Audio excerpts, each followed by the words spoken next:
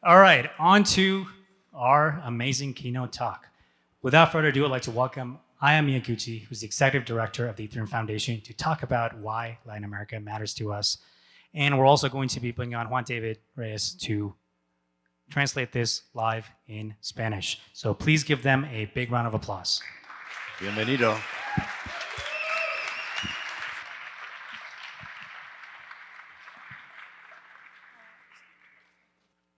Hello, everyone. Great to be here at this first ETHGlobal hackathon in Mexico. Am I right? And at this very beautiful venue. It's very, very exciting. And I also tweeted about this morning that I discovered Merge is happening on Mexico's Independence Day. Yay! Probably, mostly. So, Bueno. yeah. Como sabrán, Aya está muy emocionada de estar acá, está impresionada por el lugar y lo que más resalta es ese tweet que hizo que vamos a celebrar el Merge el 15 de septiembre que coincide con la independencia de México. Entonces, un gran aplauso por eso. So today, I'd like to talk about what kind of organization the Ethereum Foundation needs. And before that, I'm going to talk about a little bit about myself. Just a heads up, anyone who listened to my talk last week, the first half of my talk is almost the same, but I'm going to talk a little bit more about Mexico too. Así que esta es una presentación que ya se hizo en Buenos Aires, va a hablar un poco de ella y va a ser la primera parte de lo que se hizo la semana pasada. So my background, when I first started my career in Japan, I was a teacher, and I always believed in the power of education. I still believe in the power of education. I think education is everything. And the knowledge and access to information can lead to reshaping the future of the society and the world. And I also taught my students the importance of learning about diverse different cultures and also views. Así que Aya inició su carrera como una profesora, ella sigue creyendo que la educación es lo más importante y también le enseña a sus estudiantes la importancia de la diversidad. Then I moved to San Francisco and discovered crypto.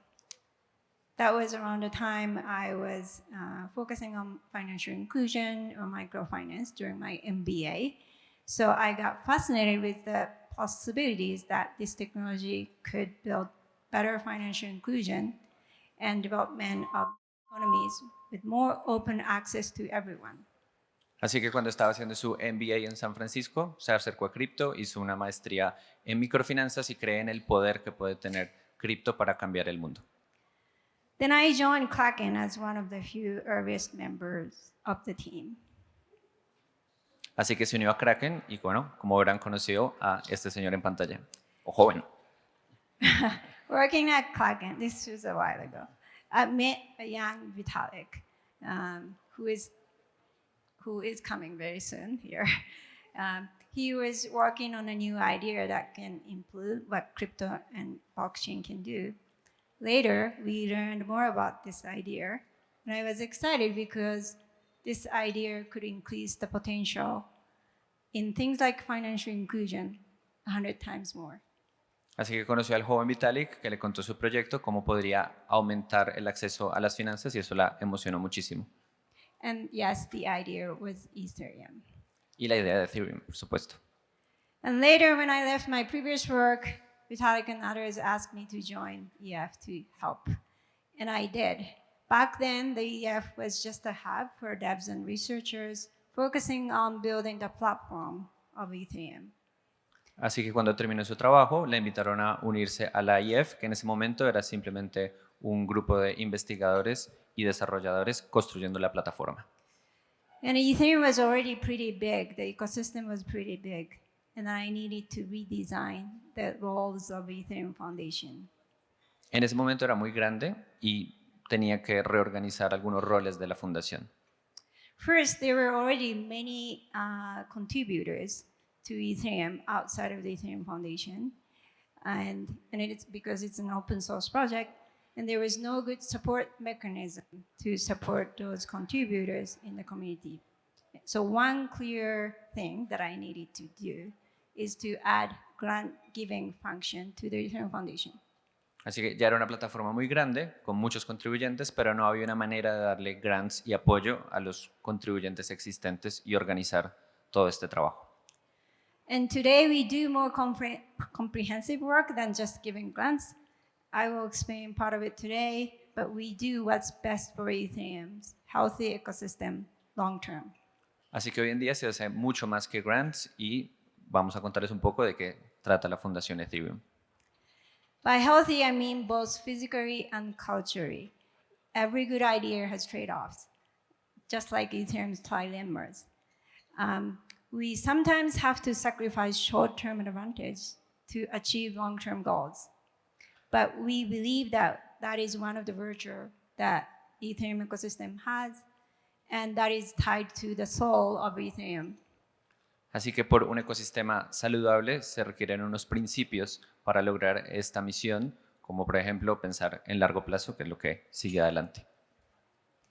And within the EF, my most important role is to keep the soul of the Ethereum Foundation so that EF can help the community keep the soul of Ethereum.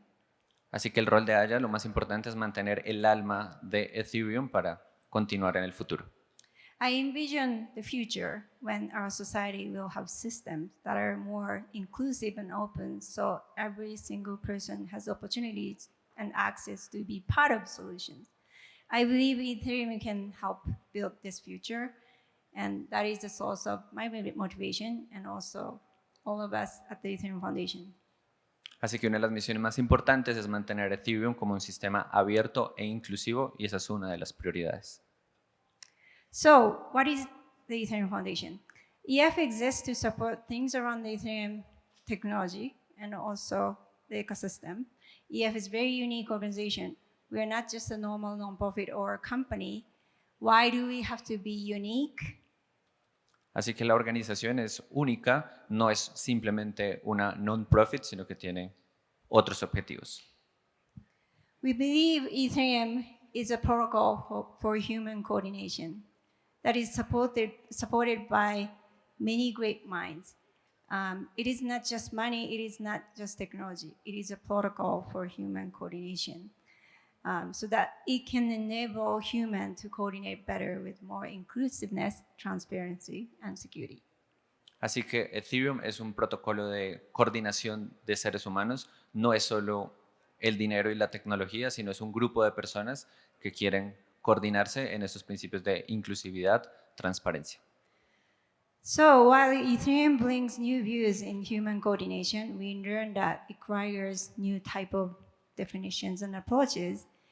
And just like Ethereum, Ethereum Foundation had to create a new type of collaboration system so that we can flexibly support this unique ecosystem. Así que para hacer un protocolo de coordinación hay que tener una manera diferente de hacer las cosas que sea flexible para soportar esta forma de coordinarlos. So instead of being a normal organization, we are like a community of teams that help coordinate many things, projects, people, teams, businesses, and schools that are building, developing researches and spreading the knowledge of Ethereum technology. Así que para ser una organización única, tiene que ser una comunidad de equipos que soporten negocios, escuelas, estudiantes en este ánimo de ser un protocolo de coordinación humana. We do not just allocate resources, we coordinate activities, discussions, knowledge, and education in the ecosystem. Así que no solo se dan recursos, sino que se ayuda a coordinar actividades para estas misiones. So, because of this, teams in the EF community are very aligned in the mission, but loosely coupled. Así que para continuar con esa misión hay que saberla cómo desmembrar. And this structure allows us to adapt to ever-changing conditions around Ethereum, as you know, more easily. Also lets us distribute power to support more organic growth. Así que esta estructura nos permite adaptarnos de mejor manera y poder distribuir el poder de una manera más eficiente. We have ongoing development teams working on long-term projects like these, consensuality, gas solidity, etc. And they usually have a lot of independence. Así que están estos equipos que están trabajando en el desarrollo y tienen mucha independencia. We also have the ecosystem development cluster to support other things in the ecosystem. Teams on this side are not developing specific things, but finding ways to better support the ecosystem with a big picture. Así que además de los anteriores equipos, hay otros equipos que se dedican a que el ecosistema siga creciendo y coordinando y ayudando a que los otros puedan hacer su trabajo. So their roles include building relationship, allocating funds, facilitating education, and spotting risk. Así que en este panorama grande hay unas tareas como construir relaciones, alocar o invertir fondos, facilitar la educación y descubrir potenciales riesgos. And examples of those teams are DevCon, ESP, that's Ecosystem Support Program that you can apply for grants. Ethereum.org, Next Billion, Protocol Support. Y así está esta lista como DevCon, Ecosystem Support Program, Ethereum.org, al cual pueden aplicar para grants y los demás que están en la lista. And I said we are not a normal top-down organization. In order for EF teams to support this unique and decentralized ecosystem effectively, they often need to act independently. So that I don't go around tell people what to do every day. But they also need to act toward the same mission. I said our people are very mission-oriented. How do we keep that mission? There are guiding principles that are key to the way we think and act. Así que para ser una organización única, ella no tiene que estar persiguiéndonos a todos los equipos, sino hay una visión conjunta de la cual todos sabemos cómo actuar. First one is long-term thinking. You may not see the impact of what we are doing today or even in a year. We believe our impact should be measured in decades and centuries. We need to think about the time when we are not here or not alive. For the next generations to come, we take care of Ethereum for the infinite term beyond our times. Así que el primer principio es pensamiento de largo plazo, no pensar en el mañana o en unos años, sino en décadas o siglos para cuando no estén las personas que llevan a cabo esos programas, las siguientes generaciones sigan teniendo estos principios andando. And next is subtraction. We resist the natural tendency of organizations to accumulate prestige and power. Normally, an organization thinks about competition and how it can grow bigger. Instead, we push opportunities outwards. We are excited to see others succeed. We try to matter less so that the ecosystem can thrive with or without the Ethereum Foundation in the long run. This was especially not easy at my earlier time. People wanted to give EF power and wanted us to control more. But if you think about the world we are building, I believe each potential big power has to subtract. So things get decentralized and distributed. Así que el siguiente principio es la subtracción, donde la EF tiene que importar cada vez menos y hay muchas oportunidades a las cuales se le quita el del camino porque lo importante es que la EF no concentre poder, sino que se delegue y sea un futuro y un ecosistema verdaderamente descentralizado. This is a very important philosophy, but it's very hard to understand often. So we spend a lot of time and energy for new EF people to understand this well. Esa es una filosofía muy difícil de comunicar, pero es algo que trabajamos todos los días para que más personas lo entiendan. Last one is stewardship of values. Like I said, Ethereum has a soul. The values of our community are what made Ethereum what it is today. Values like open source, decentralization, open access, privacy, and many more. We care about nurturing the values that are most important for the community. El último, es muy importante ser guardianes de unos valores, como por ejemplo proyectos open source, descentralizados y de privacidad. So there are many other values that we have, but these are the things that we stick to and then try to really keep in our community and also hopefully share these to other people in the community. But we also work with other community members, especially the one that we think that are closely aligned with our principles. ETHGlobal team, for example, is a great example of the team that are aligned with our principles. So thank you, ETHGlobal, for kicking us all the time.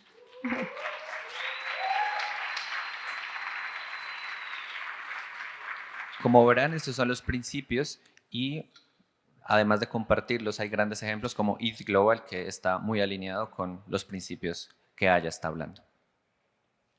So this leads to our vision of an infinite garden.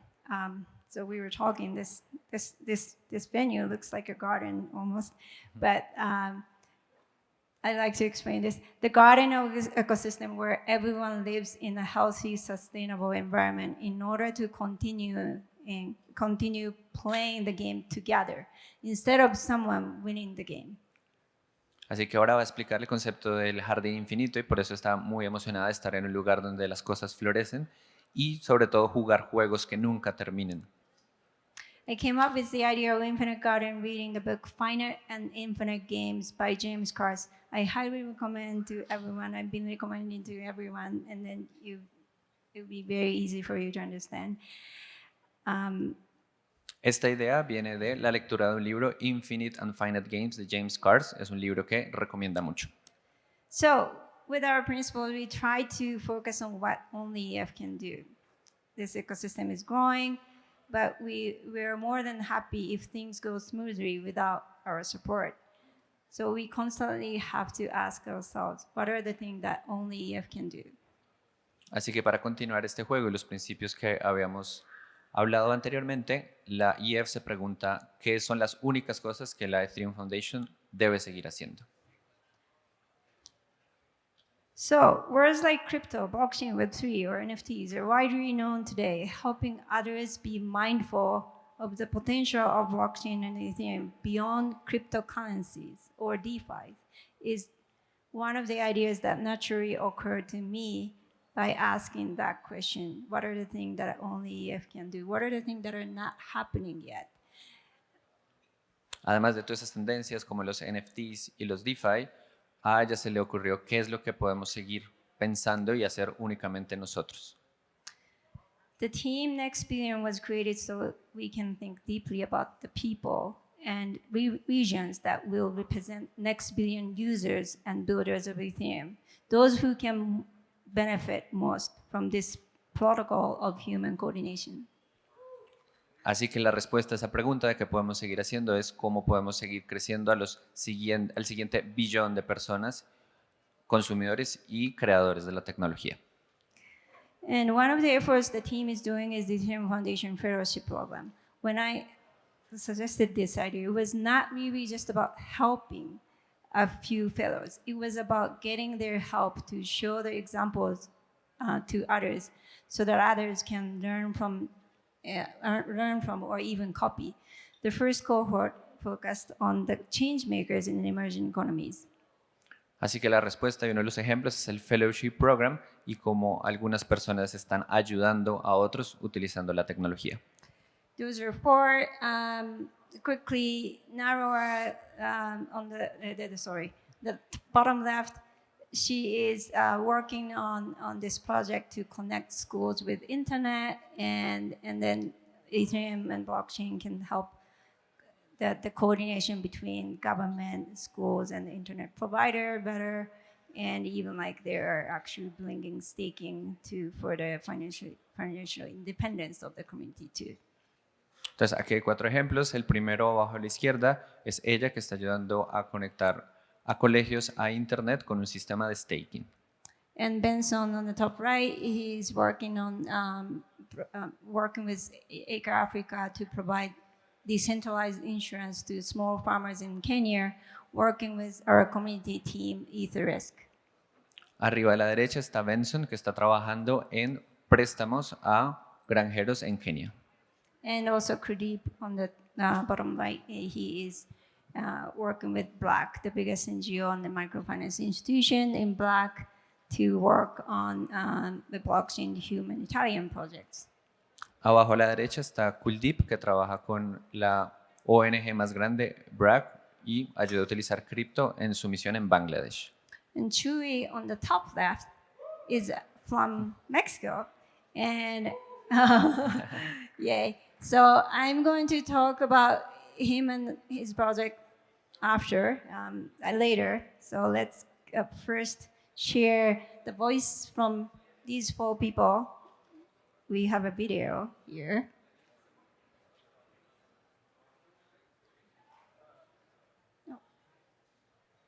Bueno, mientras está el audio, se van a compartir las voces de las personas. Try to fix something that is broken or corrupt. We try to fix or at least improve, even at a very small level, how the public sector works. You can end up improving the lives of many. You have said that with the concept of the next billion.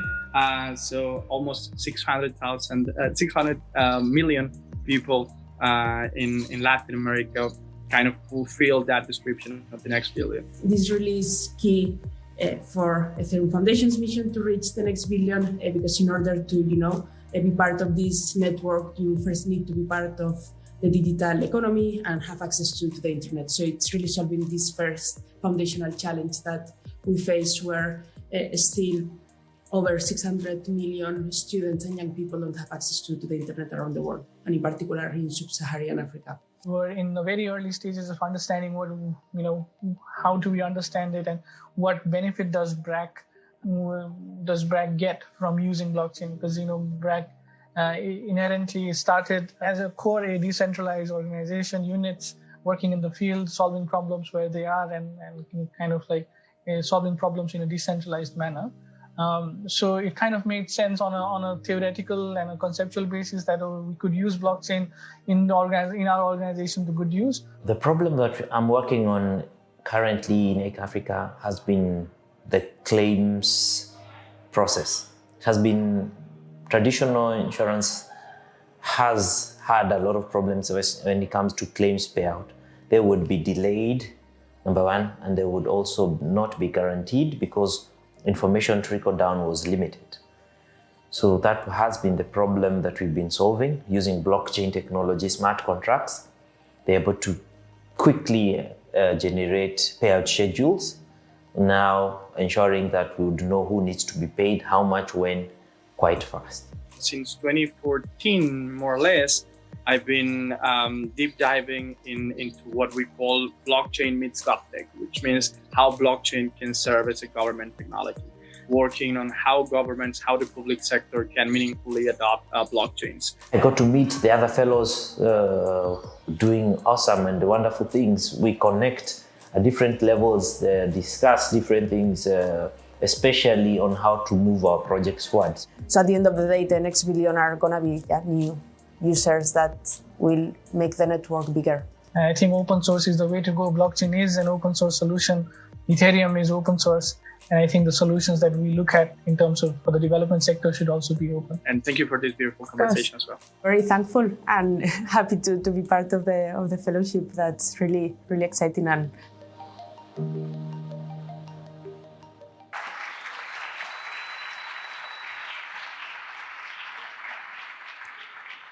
So, speaking of next billion users and builders, let me talk about Latin America. In Latin America, many people are struggling to do better for its basic infrastructure and systems, including financial inclusion. But they also become a hub for talents and entrepreneurs. Así que déjenme hablarles un poco del programa Next Billion en el contexto de Latinoamérica, donde hay grandes necesidades que tenemos como región. For people in Latin America, blockchain is not just about money, not just about the technology, but about being sure tomorrow, about protecting their wealth, fighting violations of human rights, and redefining systems they work and live in. La tecnología blockchain no es solo sobre dinero o tecnología, es sobre acceso y garantizar derechos humanos. Ethereum provides tools to build your own solution. In Latin America, I can see people's motivation to build their own solution coming from their genuine passion to change their own life. And I think that's very powerful. Ethereum provee las oportunidades para crear soluciones para las necesidades de la región y ella cree que es muy poderoso. In regions where more people have smartphones than bank accounts, this technology represents an opportunity to improve regional financial inclusion. In Mexico, for example, this is a little bit old, but as of 2018, over 50% of people are unbanked, and over 30% have no access to any financial product. Yes. Así que en una región donde hay más smartphones que cuentas bancarias y con estas cifras un poco antiguas pero igual relevantes para México, hay una gran oportunidad. And because of this, just 31% have access to credit products. Y con solo un 31% de personas que tienen acceso a productos de créditos. And on the other hand, 60% of the population owns a phone. And because of this gap, there is tremendous amount of unmet demand and also opportunity. Así que en el otro lado de la ecuación hay 60% de personas que tienen smartphones, así que hay una gran brecha que se debe llenar. This is exactly the reason why Chuy from the fellowship program you just saw from Mexico decided to work on solutions for public sectors. He said it was natural for them to pick GovTech to work on in order to change their life. His team is spread in Mexico and Argentina. Oh, sorry, I skipped your translation. Lo anterior era una llamada donde Chuy estaba trabajando con su equipo que está desde México hasta Argentina. So his team is now working with states and cities in Mexico and Argentina with other blockchain startups to kickstart an ecosystem for governments. It's called Tango ID, which is a self-sovereign digital ID, decentralized and permissionless.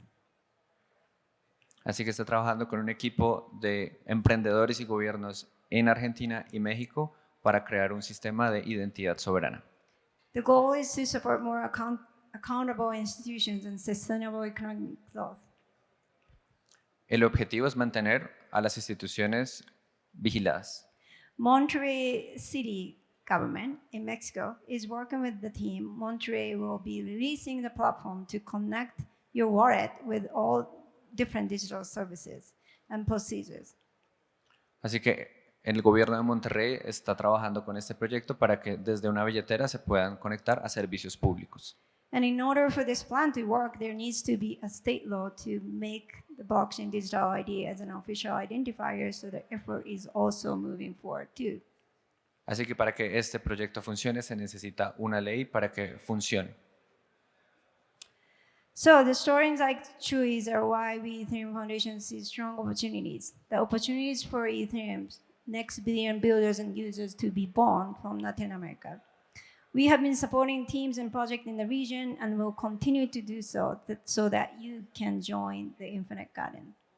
Así que la historia de Chuy es un gran ejemplo de cómo desde Latinoamérica podemos ayudar en la misión de la fundación de crear un mejor futuro.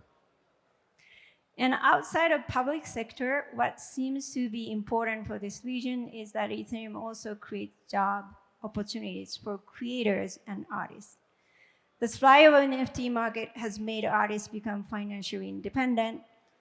When you think about NFTs, we hear big money-making stories, but here in Latin America, and especially in Mexico, you can see it is not just about becoming financially independent.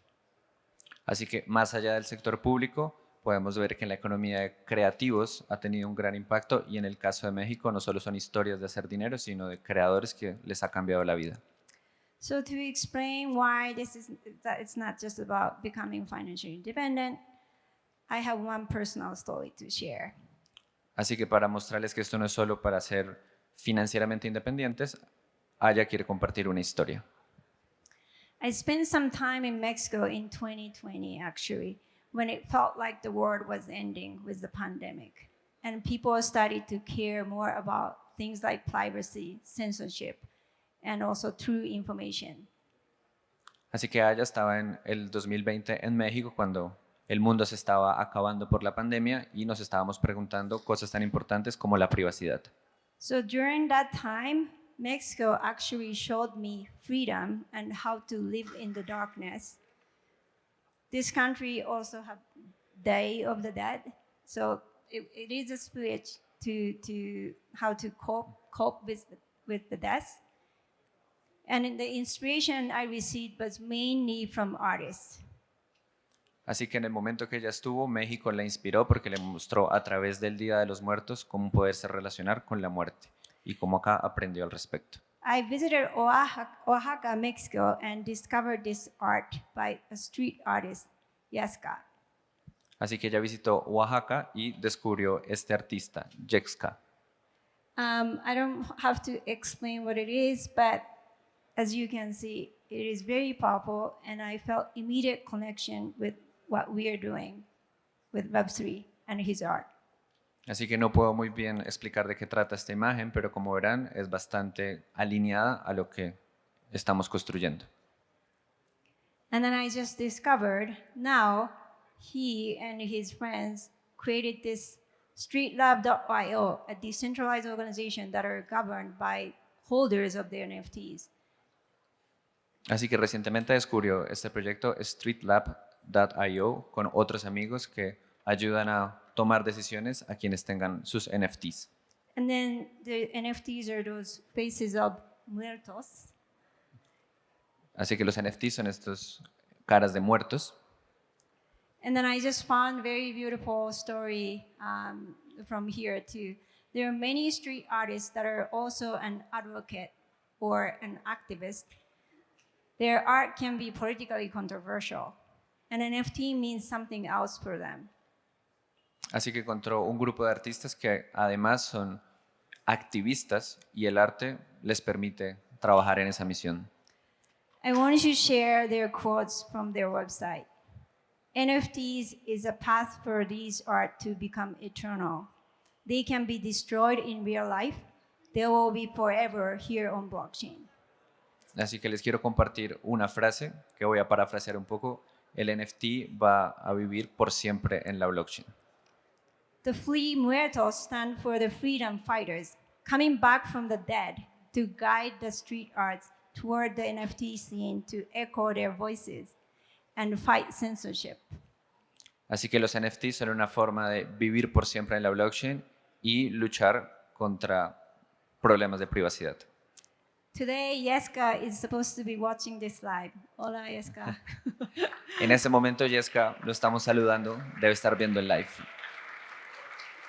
And I was beyond excited to discover this, to see how Ethereum is enabling the artists that I admire to make his art more powerful. Así que está muy emocionada de ver cómo Ethereum permite que su arte sea más poderoso. Okay, another example from Mexico. This artist, Arturo Zuniga, cleans up streets and beaches and uses garbage to create these art of scouts. And again, scouts represent an important part of Mexican culture. Así que aquí hay otro ejemplo de México, de un artista que utiliza el arte, como por ejemplo las calaveras, para su trabajo. He used 3D photogrammetry to digitize sculpture and mint it on NFT. It's as an NFT on Ethereum. He does this to bring awareness to the environmental issue. He says, if we do not raise more awareness about the pollution in the world, we will end up like these scouts, dead. Así que este artista utiliza tecnología 3D para hacer calaveras y llamar la atención sobre la polución. Así que si no tomamos acción, vamos a terminar como ellos, muertos. So naturally, Mexico has a strong growing NFT industry. According to Tech Insight 360's survey, the NFT industry in Mexico is expected to grow by 46.3% this year. Many artists also play a role of an advocate or an activist, like I said, and I'm fascinated with their creativity. Así que el mercado de NFTs en México está creciendo, además de tener un crecimiento exponencial, también está dando herramientas para los activistas. And Frida Kahlo is one from Mexico that the world respects and admires. Imagine what she could have done even more if she had been empowered by Ethereum. Frida Kahlo es una artista muy representativa y ya hizo mucho por el mundo. Imagínense qué hubiera hecho ella con el poder de Ethereum. Lastly, as you know, we are bringing DevCon 6 to Bogota, Colombia. Woo! He's from Bogota, Colombia. And it is happening soon in October. When we made this decision, I repeat this, we did not just pick Bogota or Colombia, we picked Latin America with all the communities, including Mexico. Así que como sabrán, viene DevCon en octubre, yo soy de Colombia y como ella repite muchas veces, no solo elegimos a Bogotá o a Colombia, sino que elegimos a toda Latinoamérica, entre ellos a México.